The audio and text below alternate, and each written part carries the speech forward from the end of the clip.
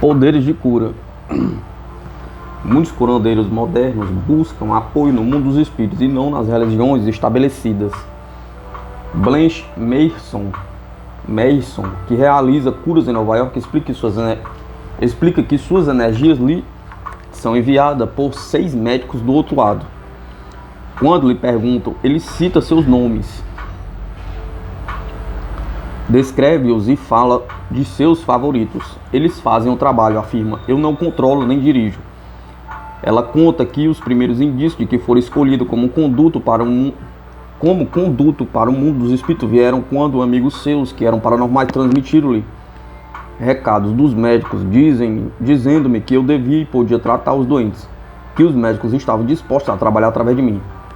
Pouco tempo depois, ela estava em um restaurante, um de seus companheiros subitamente caiu, ofegante, começando a ficar azulado. Senti-me tirada da cadeira, puxada pela minha mão direita. Lembra-se ela, estendi a mão, não estenderam a mão diretamente para o peito dele. Faíscas pareceram saltar.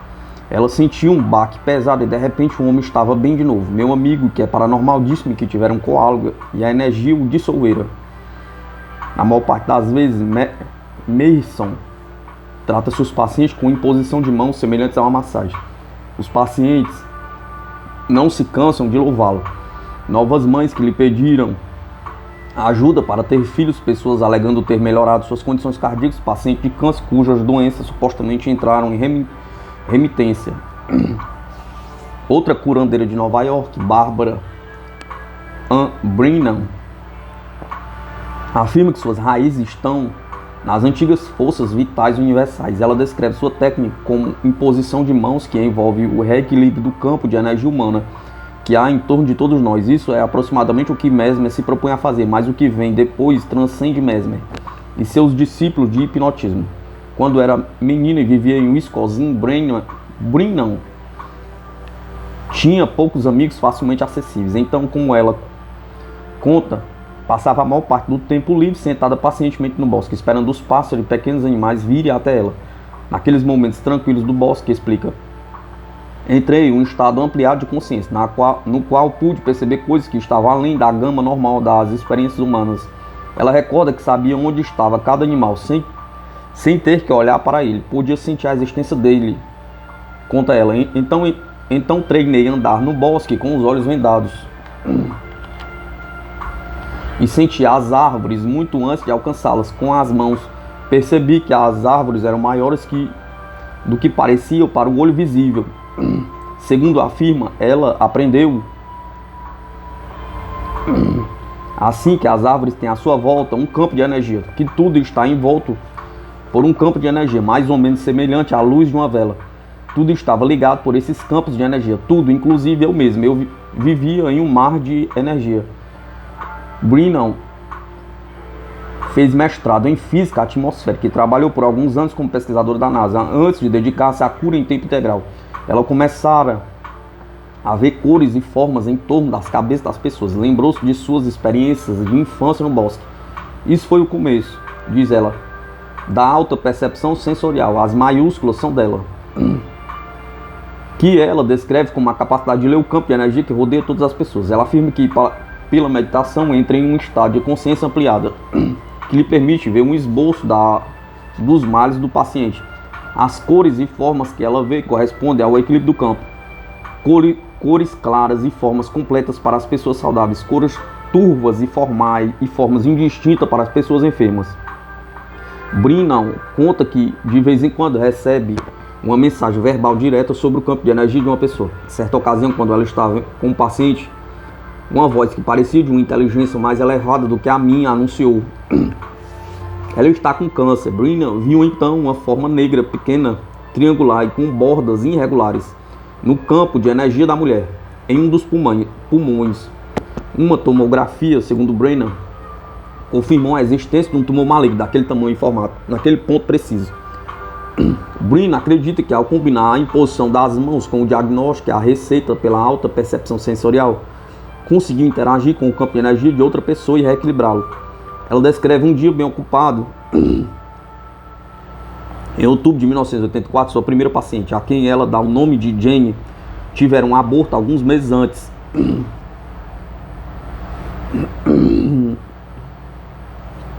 E seu médico disseram ter encontrado células anormais no útero, no lugar em que a placenta se alojaram. O médico recomendou-lhe então submeter-se a uma histerectomia, o que obviamente excluíram a possibilidade de qualquer futura gravidez. A essa altura, em uma sessão de cura, Brennan viu as células anormais por APS e ouviu o que deveria fazer para resolver o problema. Jean deveria tirar um mês de férias, fazer um regime com certas vitaminas, seguir uma dieta específica e meditar por 2 horas todos os dias. Deveria então submeter-se a novos exames, nos quais se veria que ela estava normal. Naquele dia de outubro de 1984, Jane contou com júbilo que os novos exames haviam de fato mostrado que ela estava boa. Um ano depois, ela deu à luz um menino perfeito e saudável.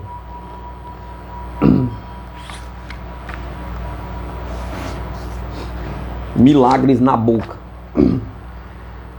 Nenhum ramo de cura espiritual exige mais fé do que a odontologia paranormal.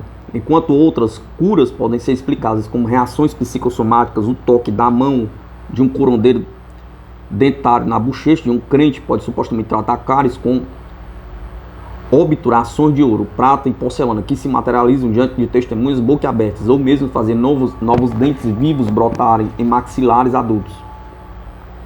Os fiéis acreditam 25 mil desses chamados milagres na boca a Willard Fuller, o mais conhecido dentista espiritual dos Estados Unidos. Trata-se de um pregador que se diz um canal para o poder de Deus. Fuller decidiu tentar a odontologia milagrosa em 1960, após ver o evangelista A.C. McKing, pioneiro da especialidade.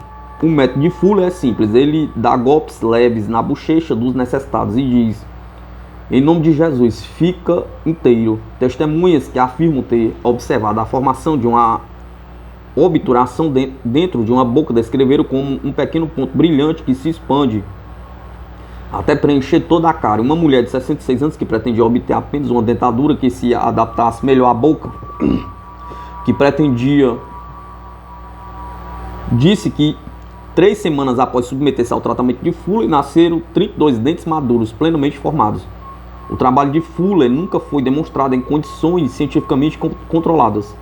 Os que acreditam nele dizem que os cientistas e médicos testemunharam as curas, que a maioria deles nega-se a permitir que seus nomes sejam usados. Os céticos falam de predestinação e autoilusão dos pacientes. Fuller, um homem aparentemente sincero que não cobra nada pelas curas, não oferece garantias, pois assegura que as curas estão indissoluvelmente ligadas à fé.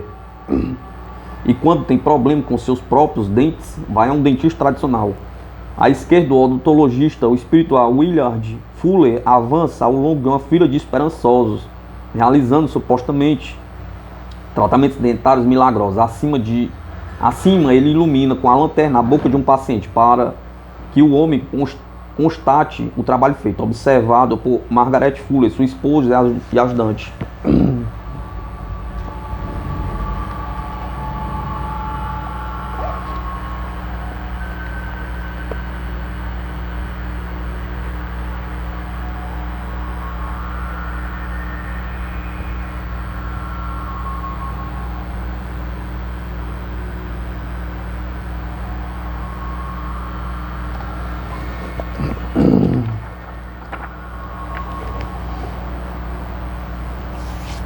Movendo as mãos a centímetro do corpo da cliente, Mietek Wirkus, nascido na Polônia, examina o campo de energia dela com um método conhecido como bioenergia, que trouxe da Europa Oriental para os Estados Unidos.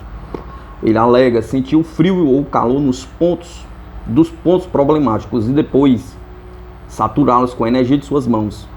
Em 1982, a Polônia aprovou oficialmente a participação da terapia bioenergética no trabalho dos médicos.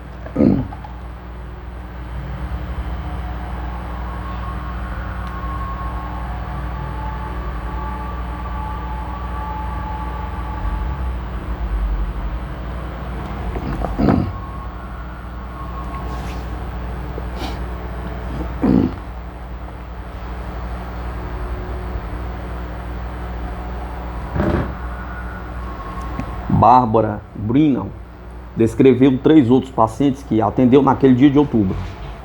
Howard, cujo problema cardíaco estava reagindo a uma transferência reequilibradora de energia por imposição de mãos. Ed, cujos problemas de juntas foram atribuídos a um antigo ferimento no cóccix, que reagiu a um desbloqueio de fluxo de energia na espinha. E Muriel, que já marcara a cirurgia para tratar uma hipertrofia da tireoide, mas estava reagindo tão bem a uma cura energética que a cirurgia acabou sendo desnecessária. Brina comenta: é como se minha vida fosse guiada por alguma mão invisível que me levasse a cada experiência e me conduzisse através dela, passo a passo, de maneira muito parecida com ir à escola. A escola que chamamos de vida. Barbara Ann Brina não está sozinha. Hoje em dia, em sua crença de que possui o poder de curar através de alguma forma de força vital extra-religiosa, entre os modernos curandeiros manuais, há dezenas de homens e mulheres que alegam ter poderes parecidos e afirmam que seus resultados comprovam essa crença. Na Inglaterra, um conhecido curandeiro manual chamado Matt Manning diz ter descoberto na infância que possuía poderes psicocinéticos, fazendo os objetos se mexerem com um simples desejo de que o fizessem. Quando adulto, ele supostamente canalizou suas energias para a cura, com efeitos notáveis. Em primeiro lugar, ele pede para o paciente descrever seus sintomas. Depois, em pé atrás da porta, coloca as mãos sobre os ombros dela. As mãos começam a mexer-se como se fosse por vontade própria, procurando a dor, ou um órgão que talvez esteja relacionado com a doença. Manning diz que durante todo esse tempo, no olho de sua mente, ele vai recebendo instruções em código de cores, como Brennan, sobre a natureza da doença: vermelho para dor, amarelo para infecção, negro para câncer. Entre as mãos de Brennan percorrem o corpo.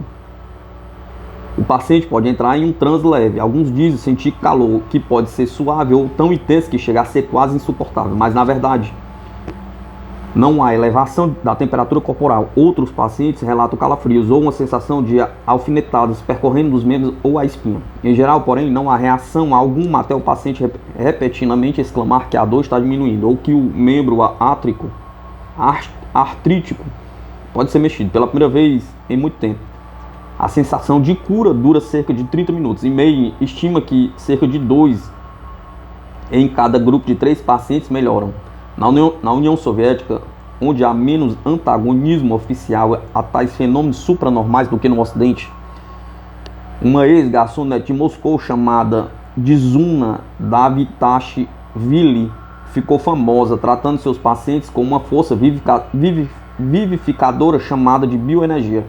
A bioenergia apoia-se nas teorias do prana e do ki, as energias vitais, na antiga crença oriental. Segundo Davitashvili e outros terapeutas do leste europeu que usam a técnica, a bioenergia flui das palmas das mãos e desimpedindo e restabelecendo as energias depauperadas dos doentes. Ninguém menos que Brezhnev, que no inverno de 1979 parecia muito doente, com fala arrastada e andar vacilante, procurou tratamento pelas mãos de Davitashvili, segundo dizem.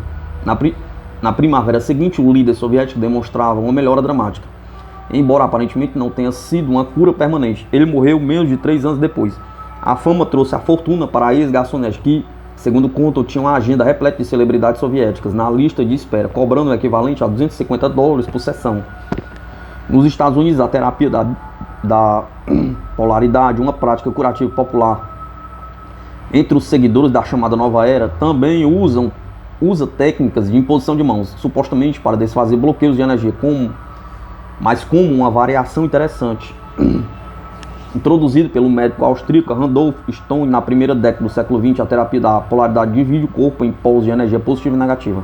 O alto do corpo e o lado direito são positivos, as extremidades inferiores e o lado esquerdo são negativos. Segundo consta, os terapeutas de polaridade curam por uma espécie de efeito de cabo de recarga, transmitindo cargas positivas e negativas para seus próprios corpos, ou bateria. Mão direita positiva, mão esquerda negativa, para o corpo do paciente, dependendo da natureza do desequilíbrio. A energia positiva da mão direita pode ser usada para fortalecer o corpo, enquanto a energia negativa de mão esquerda tende a sedar e relaxar. Os que usam a polaridade para curar cuidam, mediante manipulação e massagem, do que reconhece como 5 centros de energia. Um que governa a voz, a audição e a garganta, outros para sistema circulatório e respiratório. Um terceiro é responsável pelo tubo digestivo. Um outro reage à pelvis e os centros glandulares. E finalmente há um centro que controla os sistemas de eliminação. O objetivo da terapia da polaridade não é aliviar sintomas ou curar moléstias específicas, mas realinhar a postura corporal. Isso, segundo seus adeptos, maximiza os poderes preventivos e curativos do corpo. Um reforço para o orgônio. Wilhelm Reich, mais lembrado por convencer seus seguidores a sentar-se em caixas do tamanho de geladeiras, procurando curar seus males e melhorar suas vidas sexuais. Mas o criador dessa improvável terapia promoveu também algumas noções que hoje são vistas como contribuições genuínas à prática de cura baseada no bom senso. Reich, psicanalista, nascido na Áustria, acreditava que as pessoas se protegem contra emoções dolorosas desenvolvendo uma couraça, que acaba por manifestar-se sob a forma de tensão muscular crônica. A couraça, segundo Reich, impede a liberação da energia sexual e emocional. Com frequência resulta em distúrbios mentais e físicos. No início ele prescrevia uma combinação de análise, massagem e exercício de respiração para afrouxar a couraça. No começo dos anos 40, porém, ao mudar para os Estados Unidos, ficou obcecado pelo que chama de energia do orgônio, nome que ele cunhou combinado à palavra orgasmo com o sufixo ônio. Identificava o orgônio não só com a energia sexual, mas também com uma força vital cósmica presente em todo o universo. Reich declarou que tal energia pode ser coletada e aplicada terapeuticamente pelo seu acumulador de energia orgônica, também chamado de caixa orgônica. Afirmou que um paciente sentado no acumulador, um cúbico feito de camadas de madeira, aço, lã, ferro e outros materiais,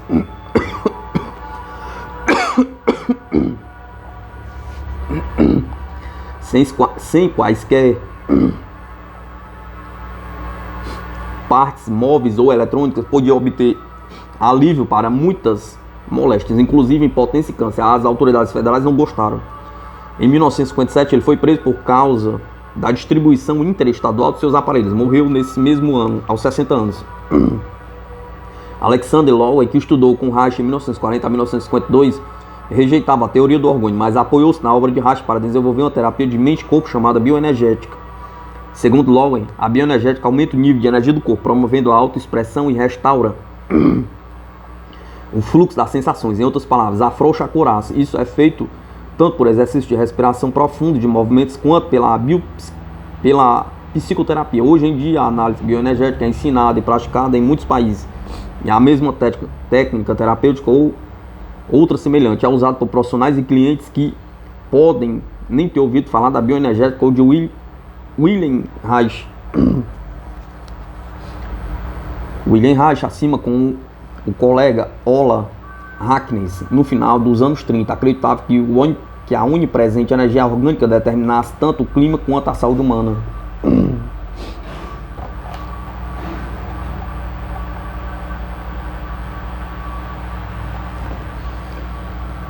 Um paciente no interior de uma caixa orgônica de Reich espera que a porta seja fechada para tratar-se. Fica ali sentada por meia hora ou menos. O tubo que está segurando serve para direcionar a energia orgônica para as partes afetadas.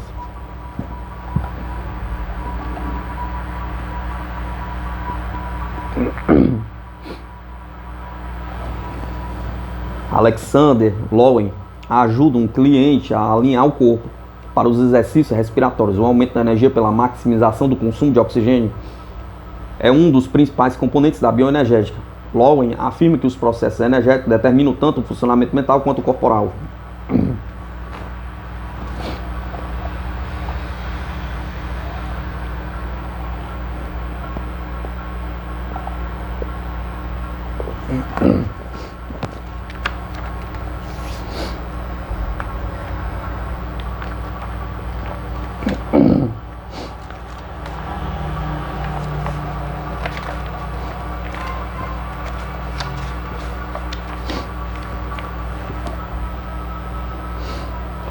Desde a aurora da era do iluminismo e do real interesse de Luís XVI pelo mesmerismo, os cientistas permanecem impassíveis diante dos que praticam a imposição de mãos e outras formas heterodoxas de cura. Quase todas as autoridades escarnecem do assunto quando se dignaram a falar dele. Todavia, nesses últimos anos, vários pesquisadores encetaram um estudo sério sobre os fenômenos de cura pelo toque, pelo gesto e pela fé. A maioria dos cientistas que examinou o assunto concentrou-se na energia física que parece emanar das mãos de certos curadores. Na Universidade McGill de Montreal, no início dos anos 60, o bioquímico Bernard Grady empreendeu uma série de experiências de laboratório com um conhecido praticante de cura pelas mãos chamado Oscar Estebany, ex-coronel da cavalaria húngara. Estebany teve enorme sucesso ao cuidar dos cavalos de sua unidade no Canadá. Depois da Segunda Guerra Mundial, começou a trabalhar com pessoas. Contudo, nas experiências feitas pela McGill, os cobaias eram ratos, supondo que os animais não teriam como atribuir mentalmente poderes especiais a Estebany. Assim, não poderia adotar uma atitude mental que favorecesse uma reação psicossomática. Portanto, qualquer cura seria pura e objetivamente física. Induziu-se nos ratos o desenvolvimento do bócio, porque Estebany tinha a fama de curar esse problema em seres humanos, por meio de uma dieta carente em iodo. Grady foi meticuloso na preparação do experimento, estabelecendo 3 grupos de controle. Um tratado por Estebany, outro que recebeu uma quantidade de calor igual a que emanava das mãos de Estebany por meio de uma fita eletrotérmica, e o último que não recebeu nem calor nem tratamento de espécie alguma. Por 15 minutos, 2 vezes por dia, ao longo de 20 dias, Estebany colocou as mãos sobre uma gaiola de arame que continha 9 ratos, carentes de iodo em compartimentos individuais. No final do estudo, todos os ratos foram examinados para verificar o crescimento do bócio. Nos ratos do grupo de Estebany, o desenvolvimento do bócio foi consideravelmente inferior ao dos 2 outros grupos.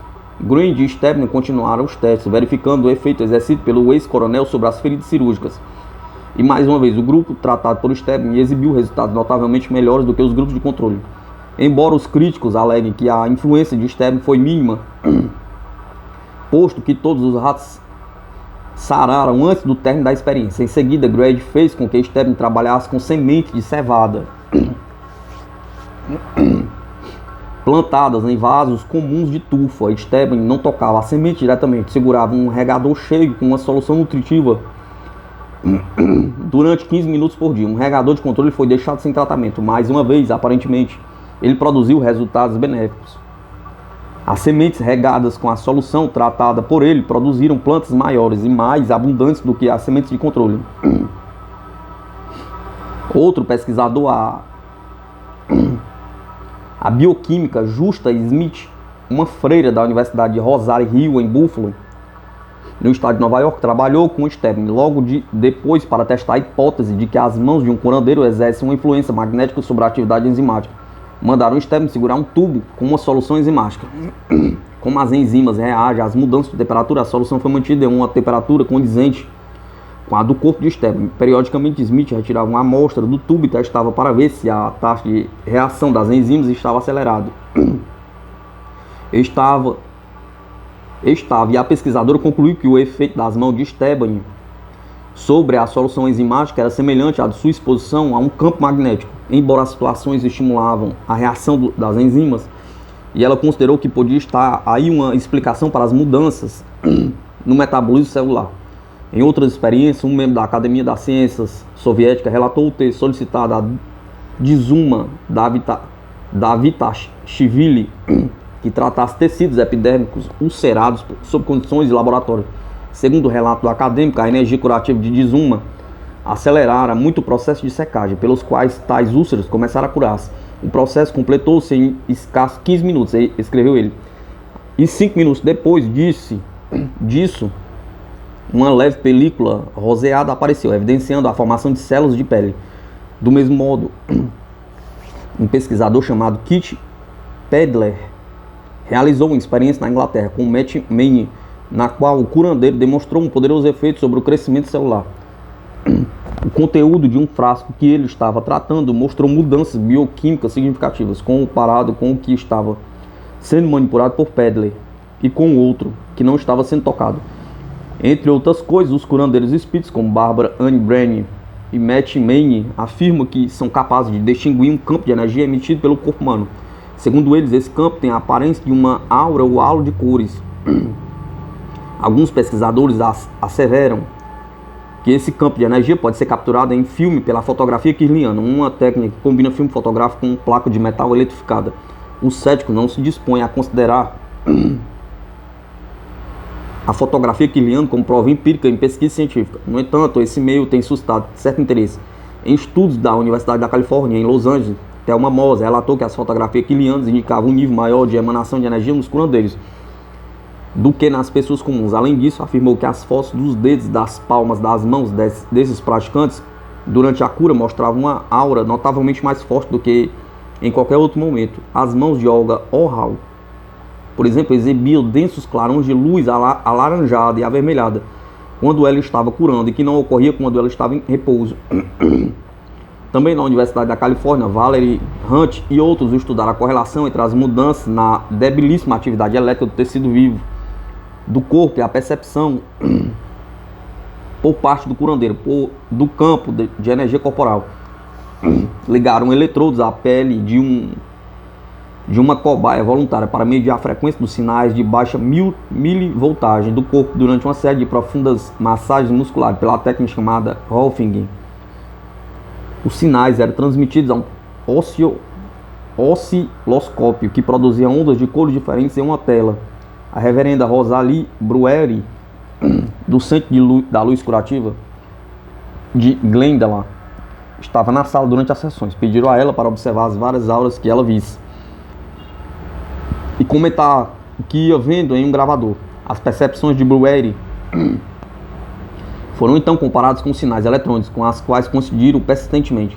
Quando Brueri relatava estar vendo uma aura azul emanando da coxa da cobaia que estava sendo massageada, por exemplo, o eletrodo ligado àquela área transmitia um sinal que produzia uma onda azul na tela. Isso parecia indicar que os mentalizadores podem de fato localizar e identificar as emanações de energia do corpo.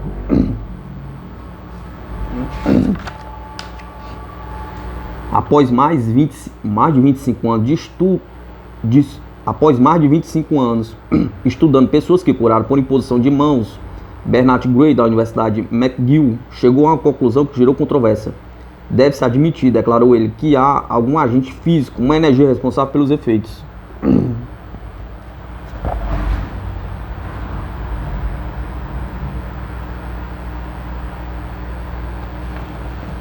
O húngaro Oscar Stebany, em 1975, ainda curava clientes aos 89 anos. No auge da carreira, ele tratava até 40 pessoas por dia, reservando os casos mais difíceis, segundo contam, para o final do dia, quando a energia dele estava mais ativa, nas palavras do pesquisador Bernard Gray.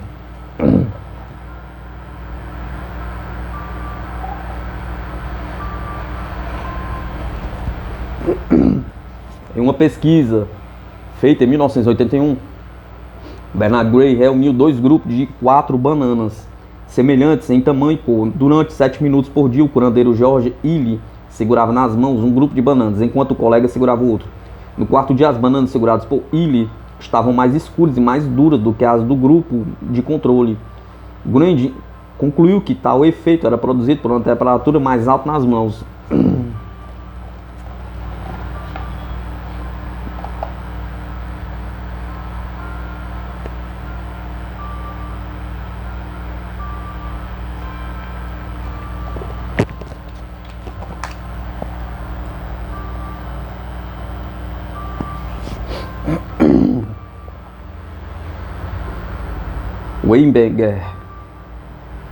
Weinberger usou o filme. Por outro lado, Julius Weinberger, um físico consultor da Radio Corporation of America, não obteve muito sucesso ao tentar capturar os raios-x ou qualquer outro indício da chamada força curadora que os praticantes alegam transmitir a seus pacientes. Weinberger começou duvidando que as curas não médicas resultassem da persuasão de alguma deidade caprichosa, levando-a a deixar de lado a ordem do universo. Ele achava que esse tipo de cura está sujeito a leis quanto os processos de cura mais comuns. achava que, se conseguisse entender plenamente essas leis, a cura poderia ser repetida à vontade. Weiberger usou o filme de Raio-X mais sensível que pode encontrar. Pusemos uma barra de chumbo na frente de um pacote de filme, explicou. E prendemos tudo à palma da mão de um curandeiro durante o tratamento. Supostamente as mãos do curandeiro escureceriam o filme, mas a barra de chumbo lançaria uma sombra proporcional à absorção da radiação. Ele esperava que, da densidade relativa das áreas cobertas e desobstruídas do filme, fosse possível computar o comprimento de onda da radiação. Embora a experiência não tenha produzido resultados conclusivos, Weiberger ficou animado. Obtivemos mais escurecimento embaixo da barra de chumbo do que fora dela, como se ela estivesse sendo estimulada a emitir alguma forma de radiação. Em outras poucas experiências encontradas, uma leve radiação aparentemente proveniente de dos lados da barra, como se atuasse como uma barragem ou uma obstrução contra a qual a torrente de energia se acumulava por um momento. Em outro teste, desta vez de propriedades magnéticas, Weiberger usou uma bússola simples para ver se dois praticantes de cura pela imposição de mãos interferiam nela. Eles não puderam, para ampliar quaisquer efeitos magnéticos. Weiberger acrescentou uma barra de ferro em ângulo reto com a bússola e pediu ao curandeiro para pôr a mão sobre ela se houvesse alguma força magnética.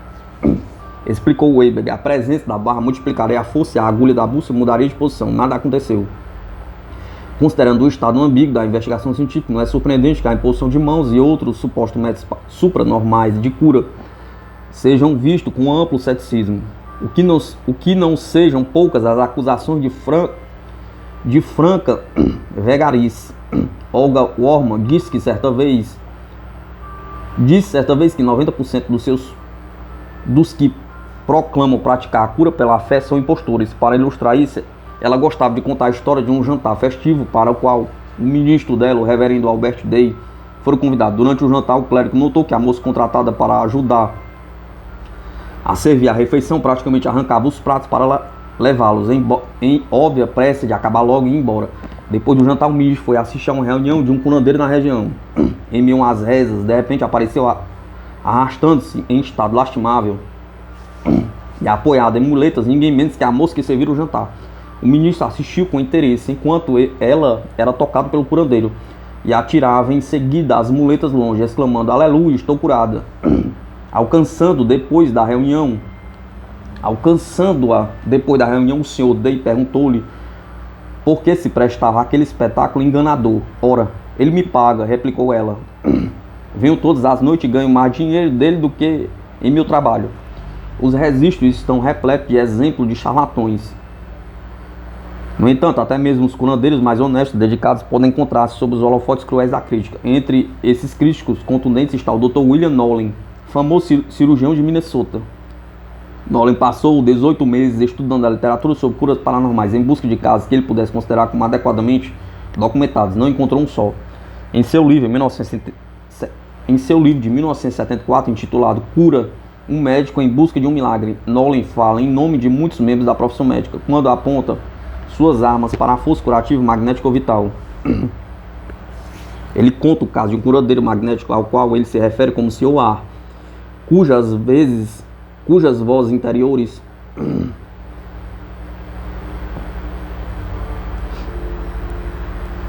permitiu curar doenças, inclusive o câncer. A técnica utilizada consistia em recarregar o paciente, colocando as mãos sobre seu ventre, a área que supostamente seria o centro magnético do corpo. O Sr. A reivindicava o crédito pela cura de um tumor cerebral canceroso de uma moça. Na verdade, conta Nolan, a mulher foi operada por um neurocirurgião antes de consultar o Sr. A. O cirurgião descobriu que o tumor estava encapsulado, ou seja, a malignidade estava localizada dentro do tecido que o cobria. Um sinal muito encorajador. O cirurgião, segundo Nolan, removeu todo o câncer e salvou a vida da mulher. O Sr. A nada tiver a ver com isso. Nolan examinou 23 casos como este, sem encontrar qualquer cura genuína.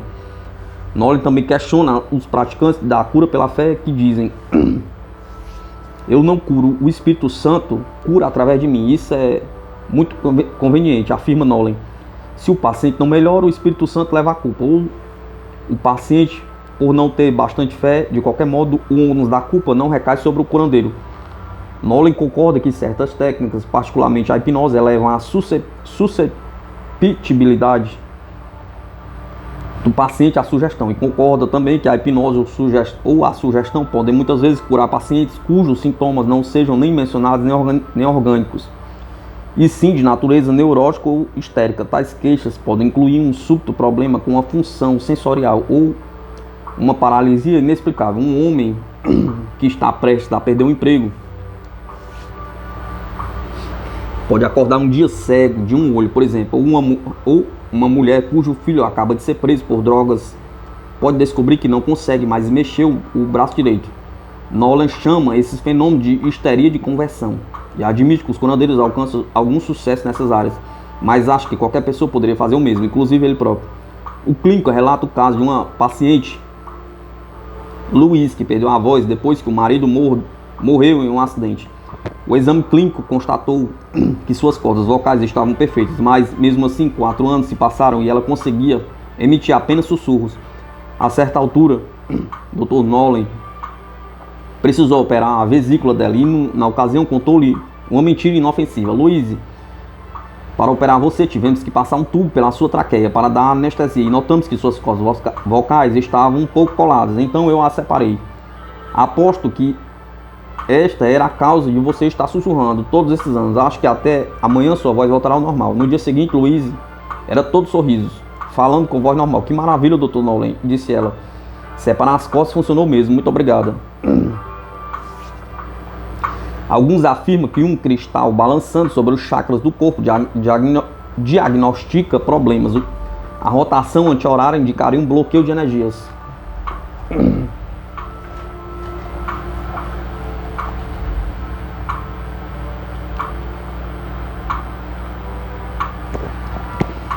No entanto, Nolan enfatiza que a sugestão, a fé ou a imposição de mãos não emanam de osso quebrado, nem cura um órgão doente. Além disso,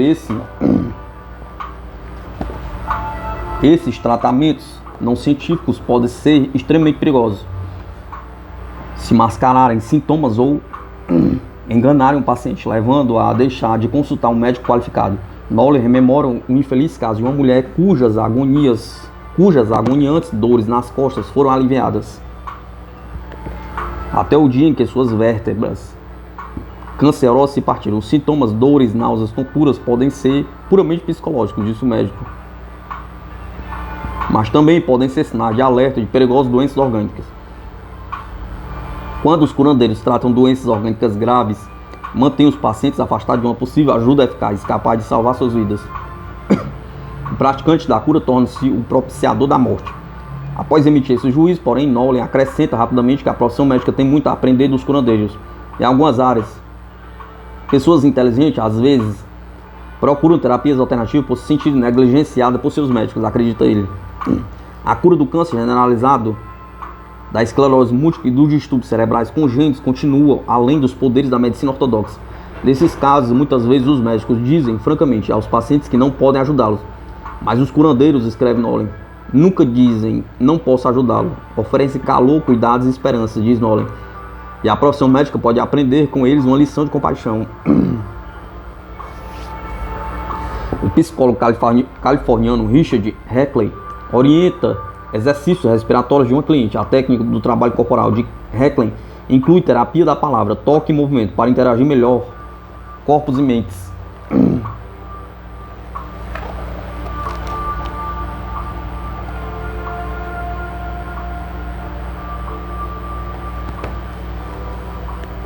Além do mais, mesmo que tudo pareça estar dito e feito,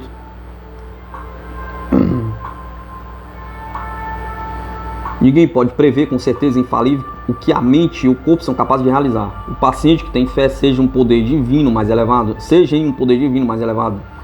seja nas mãos benignas de um curandeiro carismático, parece ter uma probabilidade de ser curado do que parece ter mais probabilidade de ser curado do que aquele que não acredita. Nolan já viu muitas remitências espontâneas de câncer supostamente terminal para ser dogmático sobre quem vai ficar bom ou quem não. Mostre-me um médico que afirme com certeza que um paciente está condenado, escreve ele, e eu lhe mostrarei um idiota consumado. Esta foi mais ou menos a mensagem de uma surpreendente decisão da Suprema Corte dos Estados Unidos, pronunciada em 1902. Um certo J.H. Kelly havia fundado uma escola americana de cura magnética no Missouri e começou a mascatear pelo correio sua capacidade de efetuar curas mentais através de grande distância. Por um preço, Kelly marcaria hora para seu encontro telepático das mentes e supostamente transmitir sua energia curadora. O doente devia relaxar e livrar-se dos pensamentos perturbadores. Kelly arrecadava de $1.000 a $1.600 por dia quando o diretor-geral dos Correios decidiu encerrar as atividades dele por fraude postal. Kelly ousadamente apelou para os tribunais e ganhou. O juiz Rufus W. Peckham falou pela maioria, negou ao governo o direito de simplesmente presumir que a terapia por reembolso postal de Kelly era ineficaz. A influência da mente sobre as condições físicas do corpo é muito poderosa, escreveu Peckham. É um estado mental esperançoso. E um estado mental esperançoso faz muito, em diversos casos, não só para aliviar, mas até para contribuir de fato para a cura de uma moléstia que esteja atacando o corpo. Dolores Kringer diria amém a isso. Ela é enfermeira registrada com PhD na área e professora de enfermagem da Universidade de Nova York. Interessou-se pela cura, em especial pela relação entre a mente e a imposição de mãos, por ver nisso uma extensão lógica de sua própria profissão. Ela achava que os curandeiros são guiados pelo mesmo instinto para aliviar o sofrimento que atrai as pessoas para a enfermagem. Em 1971, Krieger uniu-se a um grupo de pesquisas para estudar se o curandeiro Oscar Stebany poderia exercer alguma influência sobre os níveis de hemoglobina dos pacientes. Os resultados foram positivos. Sob a imposição das mãos de Stebany, aumentaram o nível das células vermelhas no sangue, embora alguns profissionais médicos céticos tenham questionado o uso da hemoglobina como variável e citado outros problemas metodológicos. Krieger tornou-se um entusiasta e embarcou em outra experiência, buscando verificar se a cura pelo toque era o dom de uns poucos ou era um talento humano latente, passível de ser cultivado por qualquer um. Pouco a pouco, afirma a enfermeira, ela dominou as sensibilidades de um curandeiro. Segundo ela conta, aprendeu a sentir diferentes reações ao mover as mãos por sobre o corpo de um paciente, calor, frescor, formigamento. E aprendeu a estabelecer uma comunicação tão forte com os pacientes que podia proporcionar-lhes alívio, conseguindo desimpedir a energia congestionada ou transmitir-lhes energia dela. Nada há de mistério no toque terapêutico de Dolores Kringer, tal como ela o chama. O uso terapêutico das mãos é um ato humano universal, um potencial humano natural que não está reservado a uns poucos eleitos, afirmou Dolores. Ela ensinou pessoalmente a técnica a mais de 20 mil pessoas. Desde os anos 70, a maioria desses estudantes era formada por gente ligada à enfermagem, entre as quais apenas algumas não conseguiam alcançar o toque. Ela tem orgulho em escrever que seu sistema é ensinado em mais de 80 universidades e academias americanas. Foi incorporado a numerosos programas hospitalares. É praticado em 38 países. Krieger trabalha estritamente nos limites da profissão médica e não pretende realizar curas milagrosas, nem consertar magicamente espinhas quebradas ou corações obstruídos. O toque dela é incrivelmente bom para alcançar duas metas.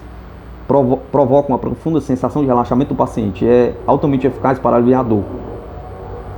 Dois efeitos bem importantes no processo de tratamento de uma ampla gama de enfermidades. Ainda não se sabe até que ponto o sucesso dessa técnica se deve a uma transferência real de energia ou pode ser atribuído ao efeito placebo, tal como acontece com muitas outras terapias alternativas. Não existem provas empíricas conclusivas da eficácia do toque terapêutico e de outras formas de imposição de mãos, a despeito dos indícios encorajadores revelados pelos estudos de Oscar Stebany. Contudo, isso não quer dizer que essas terapias não suscitem interesse, nem que não reste um vasto campo a ser pesquisado, tal como observa Krieger tão certeiramente. Quanto mais profundamente estudamos a dinâmica da cura, mais nos impressionamos com o quão pouco de fato sabemos sobre o ato da cura.